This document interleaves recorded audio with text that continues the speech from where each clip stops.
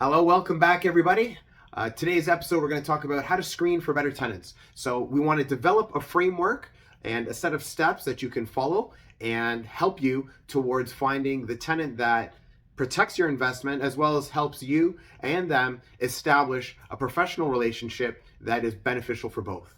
My name is Ahmad.kaoud. I'm a local realtor here in the Burlington-Halton area, and I love to hear your comments. You want to contact me, please do so. I want to hear some of your experiences that you've had with tenants, both good and bad, and what are some tips that you can leave in the comment that have helped you and have served you well in the past. Let's go. So before we jump into the meat of the subject, let's lay 5 important ground rules to keep in mind as you are interviewing this tenant, this candidate.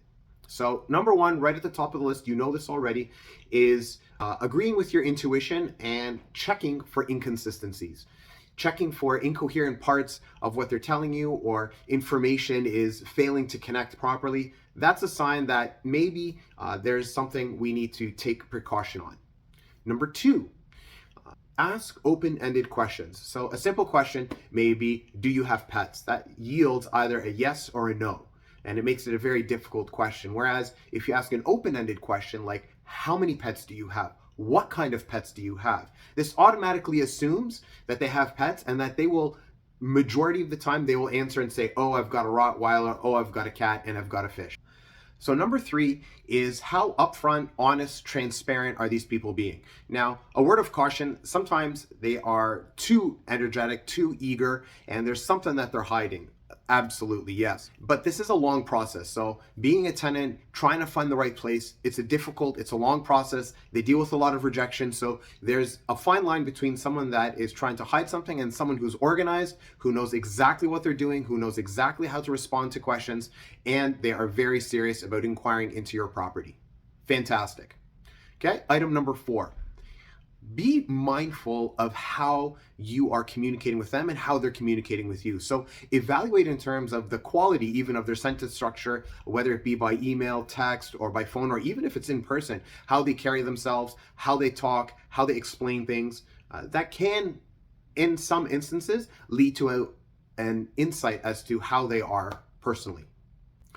And lastly, number 5, as much as you're interviewing them, they're interviewing you. They want to find out what kind of person you are, how are you going to deal with them, how are you going to potentially deal with conflict or a difference of interests. So be courteous, establish some rapport, and more importantly, set boundaries in terms of where you're willing to cut things off, as well as deal breakers as quickly and as soon as possible. All right, let's get started. So the first thing I'd recommend is creating some sort of script or a set of questions, standard questions that you have that you can always fall back on. So that way you make sure that you cover all the material, all the information that you're trying to get from them. So the first thing you're going to do is, instead of diving right into, what's your credit score, what's your income, ask them questions about themselves. So the easiest one is, of course, please tell me a little bit about yourself, and stop. So again, whether it's on text or email or on the phone or even in person, pause. This pause is very, very important because they will end up wanting to talk, wanting to say something. It's human nature. There are other questions that you can ask, like, what is the reason for your move? Who is going to be moving in with you? And what do you find particularly interesting about this property, or what interests you most about this property? The next set of questions are basic questions with direct responses. So these 6 questions start off with, when do you want to move in? What kind of pets do you have? How many pets do you have? Who will be moving in with you? How often do you smoke or vape? What are your parking needs, especially if you have limited parking? And then lastly, when did you give notice to your landlord? Especially for the last one, it tells you a bit about how they may be potentially treating you in the future.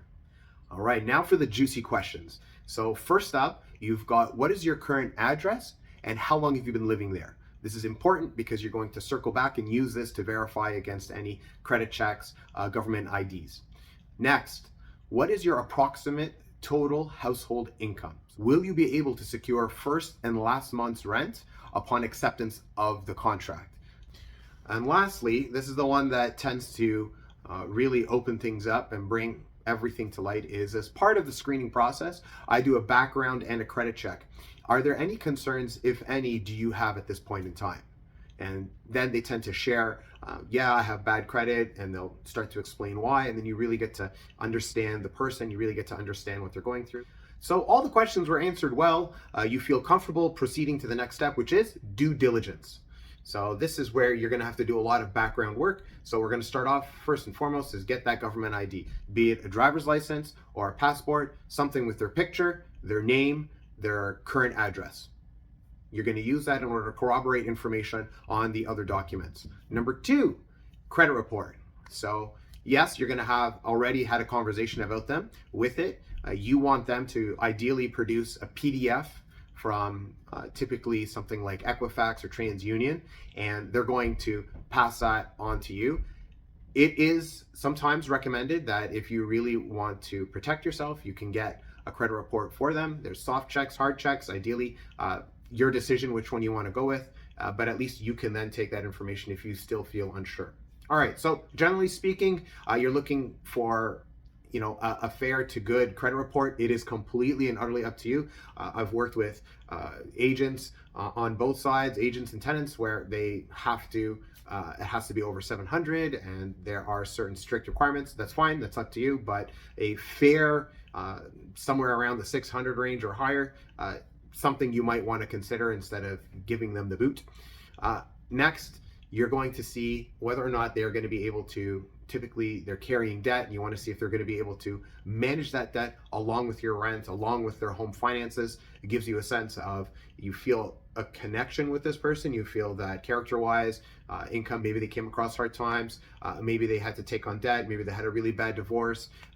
Whatever the case may be, that's a judgment that you're going to have to make. You can then see all that in the credit report, see what caused this change in credit and how they are repaying that credit back. Next up, we've got income verification. So two things to keep in mind. Number one, of course, it's better to have at least two people in the property that are earning income. In the event that one is laid off or there's a change of employment, you're able to then to hopefully cover the rent. Rule of thumb also is 3 times the rent is ideally what the approximate total household income is. First, of course, you want to obtain the pay stubs. The 3 most recent pay stubs are ideal. You want to very quickly go through them and check, make sure that the name and the addresses, typically they match up, that pay stub itself is genuine. You're going to check for consistencies, do some quick math, check to see that the numbers add up in terms of a gross as well as deductions, and see that there's some consistency between deductions for CPP and EI between the 3 pay stubs. Fantastic. Number 2, letter of employment. Great. Also, a valid document that you can use to evaluate. Great for you to call in to, first of all, verify that it's real, verify that that person is actually working there, as well as if you're fortunate enough to get in contact with a direct supervisor that is able to attest to their work habits, how they conduct themselves at work, punctuality, things like that.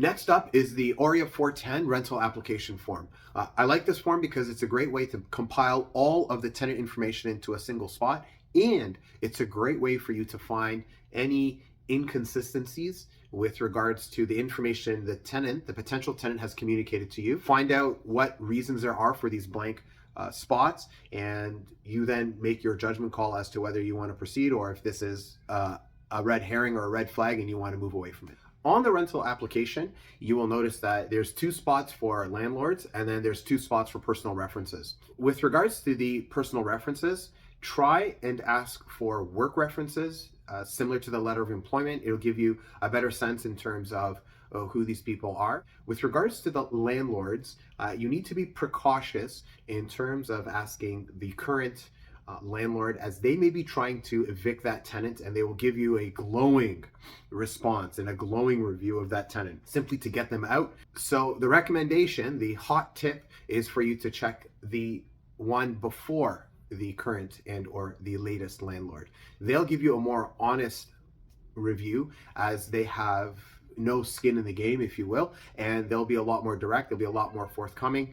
2 great questions that you can ask is, number 1, why did they leave your property? And number 2, would you ever rent to them again? This is the background check. So you're going to do a simple Google search. Type their name in as it appears on the ID and social media. Again, browse through, try and get maybe, again, a sense of how this person, what kind of activities they're involved in, and how that may potentially impact their tenancy. Also, there are two applications to use, which one is called Canly and the second is called Open Room. These will give you an insight into any potential hearings that these candidates may have been involved in with the landlord and tenant board and what those judgments were. A few red flags to keep in mind, of course. Naturally, if there's withholding of information or inconsistency of information, you should probably put a hard stop on it. As well as once you do your investigation on Canly and Open Room, you find evictions. Again, another red flag.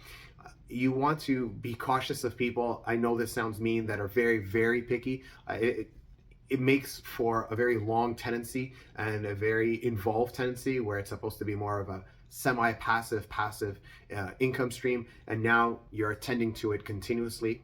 If they show up to the showing and they're high and they are intoxicated, that might be something, that might be a bit of a deal breaker, red flag for you to deal with. And that's the entire process. So from collecting information initially to verifying it against documents, making sure that you are checking for inconsistencies all the way throughout the process, asking open-ended questions and waiting for that pause. And use your judgment, use your intuition. If you feel unsure about something, if something seems fishy, then walk away from it. It's better for you to lose a month's rent and find a better tenant, or to even lower your rent in some instances and attract better tenants that will last you a long time. I'd love to hear your comments. I'd love to hear your stories and any other tips that you have. We'll see you soon.